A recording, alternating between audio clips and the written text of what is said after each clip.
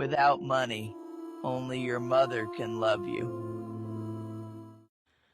Oh, that is 100% accurate. Without money, only your mother can love you. Kasi kahit sabihin mo hindi tayo mayaman. Ako noon, nung bata pa ako, wala naman akong trabaho. Pag may mga times na wala akong trabaho, basta may gasolina yung motor ko, makakaalis ako. Makakapunta ako kung saan. Now, if wala kang pera, wala kang pang gasolina, hindi ka makapunta dun sa babaeng iniirog mo, hindi ka na niya mamahalin. Diba? May mga babaeng hindi mo kang pera, hindi gusto niya lang makasama ka. Pero syempre, ikaw ang mag-effort na pumunta dun. So, magmomotor ka, momotor ako nun, ikot-ikot ako kung saan. Nung wala pa naman akong motor, mga teenager ako, commute ka. So, pera pa rin. May pamasahe ka. Punta ka sa babaeng iniirog mo. Hindi, pag wala ka nun, wala kang pamasahe, without money,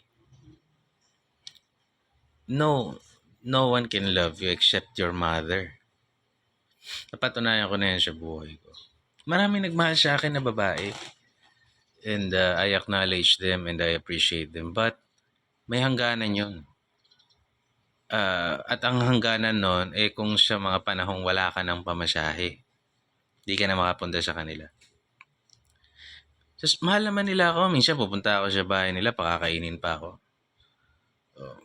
Gusto na, nunod lang kayo ng palabas, papahinga lang kayo. Pagmamahal yun. Walang hinihingi sa'yo. Pero pumunta ka. Yung pagpunta mo doon, pamasahe o maggasolina ka ng sasakyan mo, money pa rin. At pag dumating yung time na wala kang ganon, or wala silang future expectation na, kunwari, ay may sahod ko sa ganito. Hindi ka nila pahihiraman ng pera. Sahod ko naman sa ganito Pahiram nga akong pamasahe. Ikaw muna mamasahe, punta ka dito. Walang ganon.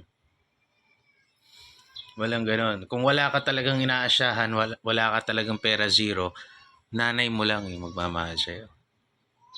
Nanay mo yung mahal ka at bubungangaan ka niya. Magtrabaho ka naman, magkapera. Not for herself, but for you. Lalo na kung lalaki niyang anak, to have dignity na humarap sa mga tao. Kaya ganun kahalaga yung mga nanay. Kaya ako sinasabi ko lagi, yung anak ko, as much as mahal na mahal ko, hindi ko ilalayo sa nanay niya.